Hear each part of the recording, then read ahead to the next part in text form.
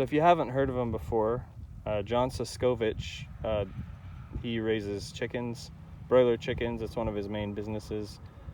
He's at Farm Marketing Solutions, and he's got his own YouTube channel and everything. But this is the book he wrote detailing how to build these chicken tractors and material lists and everything. And overall, it's a great chicken tractor, and he does a good job detailing that out in here. And he also has more information on raising chickens in general in here, so a lot of good tidbits that that are beyond just the chicken tractor plans.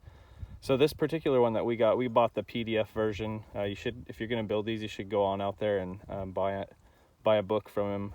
Help support the guy. He's done a great job, and it's nice of him to put his design out there. But just a few things I wanted to go over with this design and construction, things that we learned as we were building. And so we built 6 of them. We used 5 for our broilers, and then we modified 1 for our laying hens. And we'll hit these broiler ones first. They're out of commission right now. So we've used them already this year, and they're done till next spring. So I'll start on this one here. A couple of the things that aren't clear in the book, these frames that go in the front and the back, they basically go across the front and then across the back. They can go in one of 2 ways. So you can either put them in with this 2x4 outside, or you can put them in with that 2x4 on the inside. So this is the first one I built, and I put them on the inside or the outside. But I found that it's a little bit easier to run the wire if they're on the inside.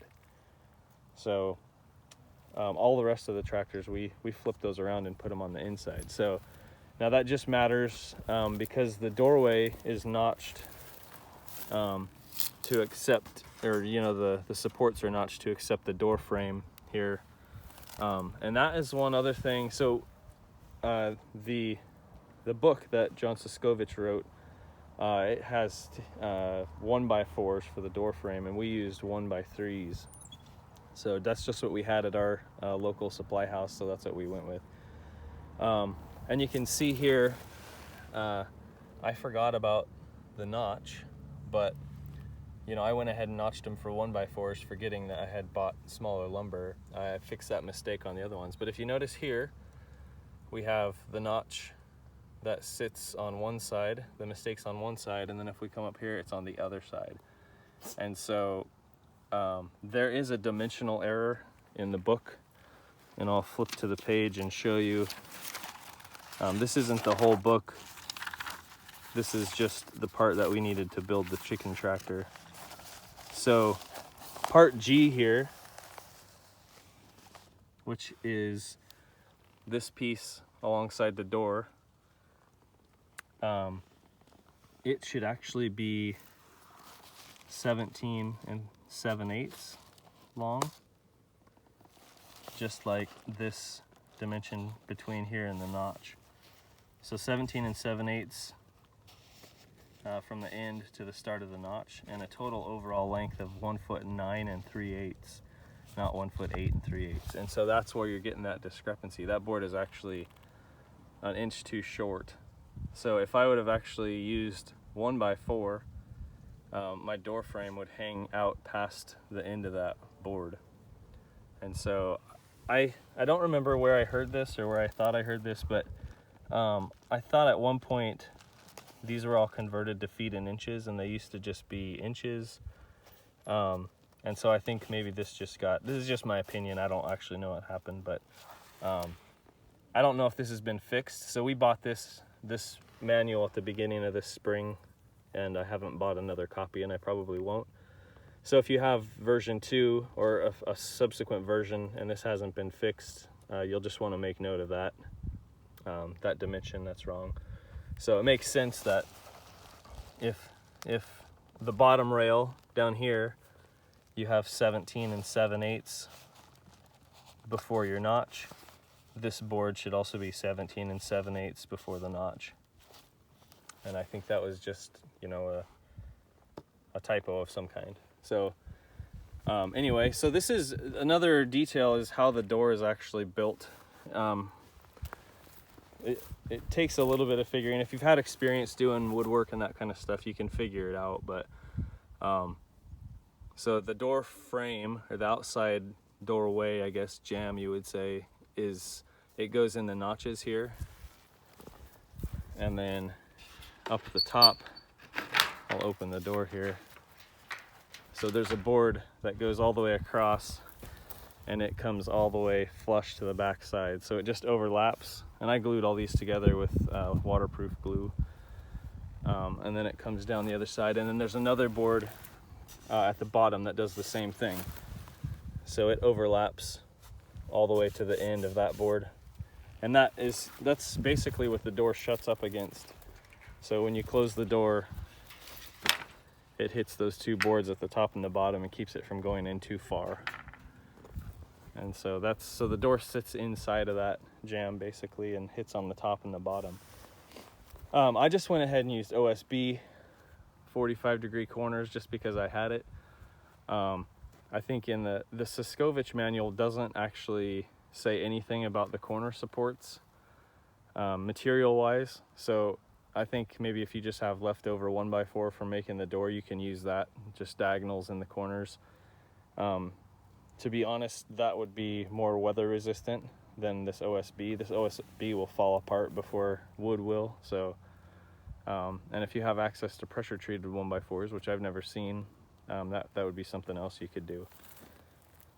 So that's the door and that part of the manual. The other thing that we had a little bit of problem with while we were using the chicken tractor is this chicken wire that goes on the gabled part. So there's a strip that goes on this side, and then the middle is open, and then there's another strip that goes on this side. And I'm not quite sure why that's there, if nothing else other than to just support the tarp, but it after a while it sags in, and you can see from this angle how it sags inside the chicken tractor, and you kind of get tangled up in it. It's pulled my hat off and various different things, and so I think we might try not using that next time, because the tarp covers all of that, and I don't know if that's just for aerial protection from aerial predators or what that is for.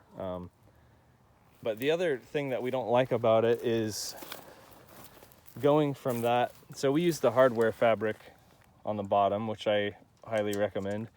But here, where it transitions from chicken wire to hardware fabric, there's no real way to clean this up very well. I mean, you could probably take a 1x4 and nail it over the top of that, and that would clean it up. But these ripped the tarp just from the wind and stuff and the movement of the tarp. And I tried on one of the chicken tractors to put this on first and then put the hardware fabric over the top of it. And these little ends, doesn't really matter what you do, some of them still find their way and poke out through the hardware fabric. So I don't know. I think if I were gonna keep this on here, I would consider putting a 1x4 across there just to keep it clean, and it'll preserve your tarps for longer. The tarps fared pretty well otherwise. So another thing I saw on another YouTube video was using these, they're like kind of tar baby. They're for holding down roofing paper. These nails with the plastic little tab on them. They're hard to put in. They're slow. It takes a long time to put them all in, and they can, you know, if the netting or the hardware fabric gets snagged on something, they can pop off and break. The nail head can pull through. It's not super easy, but like you can see on this one here, it's starting to go concave, and there's a lot of wires it's holding down right there. So Suscovich recommends getting a pneumatic stapler, and I think if I had to do these again, I would go that route. It would just be so much faster, and I think it would hold just as well or better. So this was a cheap option.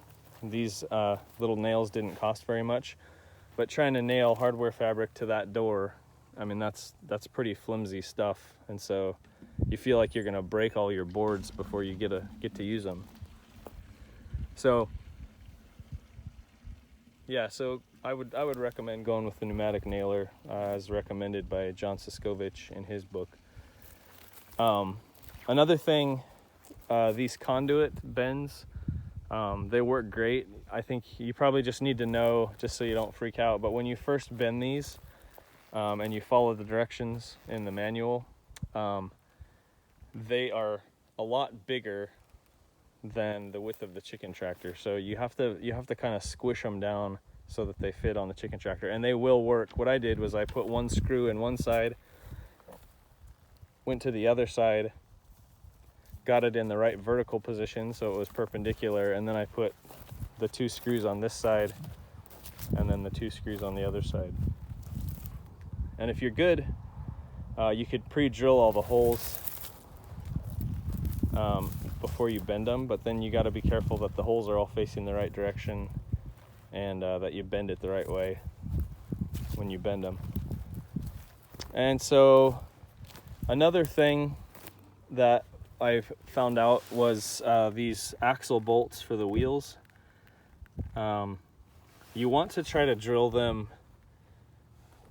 you know, the thought would be to try to drill them perfectly parallel, but what I found is the wheels tend to fall off if they're parallel, because a little bit of weight on the wheels and the bolt wants to tilt upward, and so eventually the wheel just works itself off.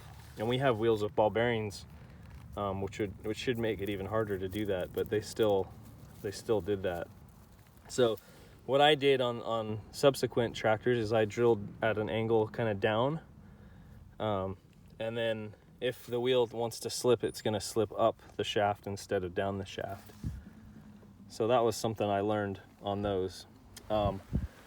Another thing that we did is we put these hangers for water buckets, and I think John Suscovich does a similar thing, but in his instruction manual he doesn't have that in his material list or his cut list. And so I just wrote down the dimensions here. I can tell you what we did, and some of these I made out of 2x6s, and we found that the buckets don't hook on very well, so you can see I narrowed them down. So I would just go with 2x4s. They lasted, like we didn't have any issues. And this is even number 3 grade lumber, which is you know, kind of a step down. It's the non-structural 2x4s. And so but we found the 2x4s worked good. I just put this little notch in there so that the bucket didn't slide off there when you're moving them. But let me flip through the manual here and find my dimensions. Okay, so hopefully you can see that there. So there's the water holder. So the long piece that goes up the top is 42.5 inches. So that's this piece that goes vertically. And then the short piece that comes out and holds the bucket is 18 inches. That's that one there. And then the diagonal support is 16 inches from long point to long point, and those are just 2 45-degree cuts there. And then I just screwed it in with 3 screws there and 3 screws at the bottom, and then 2 screws into all the other joints up here. So if you're interested in doing that, I've got another video that's coming that reviews how we did our water setup, and it worked really good. You always have to keep it clean. That's just something that you got to keep up on, which you want to do anyway if you're going to raise healthy birds. So, you know, there's another thing that we did here with the laying hens since they were bigger, and I'll just tell you now. You can take a look at that wheel right there. You know, I think in some of John Suscovich's videos, he mentions if you want to, you can just buy enough wheels for all your tractors, which is fine. But I would recommend, see, this is our laying hen tractor, and those wheels have been on all summer, and you can see what it's done to the wood. It's twisted the boards. So what I might do, just because this chicken tractor is never lined up with other ones, I might flip that bolt around and put it so it's pointing toward the outside and kind of twist that wood back over. But if you're gonna get wheels for all your tractors, it really doesn't make sense to leave them on. because this is what'll happen. So we bought 2 sets of wheels. We left these ones on the laying hen tractor, and then the other ones we took off between every move. Mostly because at the beginning when your chicks are small, if you have wheels on them, they tend to pop out and escape. So taking the wheels off, prevents the chicks from getting out, and it also prevents predators from sneaking under the fence as well. The design is great. The water and the feeder hang from the roof. That worked awesome. It's nice that you don't have to go in there and move anything. You do have to be careful if you have long grass, that when you're moving your chicken tractors, that your chickens don't get their feet tangled up, and then you run them over. Because the gap that's left at the back when the wheels are on there is just enough to suck up some legs and do some damage, especially Cornish cross, which is what we raised this year. They already have weak legs, tasty legs, but weak legs. And so it's easy for them to get sucked under there. It happened to us a couple of times, and we were being pretty careful, so just watch out for that. But other than that, it's been a great design. We've really liked being able to walk in there, and the chickens are contained, and we had 25 at the most. We had 25 in each chicken tractor, and toward the end, that's a lot. It starts to get to be a lot, but it does pretty good when you're moving them every day, once a day, or even more than that if you want to. And it would take me about a half hour to move them usually. So the tarps that we got are 10 by 14. So they're just the right length, and then they're a little bit long on the side, but they held up pretty good, other than that issue I was talking about where the wire tends to rub through the side. So this is actually the one, I think. Yeah, so this one, I don't know if you can see that very well, but I put the hardware fabric over the top of the chicken wire. And if you look at the side of this chicken tractor, that tarp looks a lot better. Can't really see very well probably on the camera, but there's a lot fewer holes than on our broiler chicken ones. So here's one of them where it just, it ripped through anyway. And there's some chicken wire poking out over the top of the conduit there, and that one's got it's one little point that's sticking out, and it rips this big hole. The only other thing I would mention is we not only for predators but also for wind. We get a lot of wind here occasionally. It's not always windy, but when it is windy, it gets very windy, and so we often get 10 to 20 mile an hour continuous winds. And we actually had these things blow around with chickens in them, and I came walking around the corner after I got done fixing hay tarps or something that had blown off, and I found my wife and my daughter squatting in the rain, holding on for dear life, trying to keep these chicken tractors from moving. So one thing that we did that helped a ton, and we never actually had to mess with it after that, was putting them right next to each other as close as possible so that they're actually touching. And we had no other issues with them after that with the wind. Now, if you're gonna have like 20 to 30 mile an hour winds, I'm not sure that would work that well. You might have to do a little bit more anchoring. But the other thing that you can do, which is what we did one of the times when we had high winds, is we took a rope and we wrapped around the whole set of them and just kind of tied them together. And when they're all connected like that, they tend to not move around as much. So, but yeah, so overall, we liked them a lot. And if we increase our production in the upcoming years, we'll definitely keep to these designs. Now, I haven't considered going bigger. These can get, relatively heavy. There's nothing, you just have the food and the water hanging from them, but just the chicken tractors themselves, if you had to move a whole bunch of them, if you increase the size of these, you're going to be dealing with a fair bit more weight, and so it might be kind of hard to move them you know, by manpower instead of tractor power. So just something to keep in mind. These are kind of borderline. I moved them every time this year, but if my wife or my kids had to do it, it would have been a lot harder for them to do it, I'm sure. Plus, you're not just moving them across pavement. You know, you got, you know, we have alfalfa in our field, which you can't really see right now because it's all dried up for the year. It's October now. But, you know, there's clumps and there's bumps and, you know, there's gopher mounds and stuff like that. And so you're not only pulling the weight of the chicken tractor, you're driving over obstacles like that. So, but anyway, hope you liked the video. Hopefully it was helpful, just some of the stuff that we learned. But go out and get you one of these manuals and give John Suscovich a thumbs up, and enjoy some quality chicken moving. Take care, guys.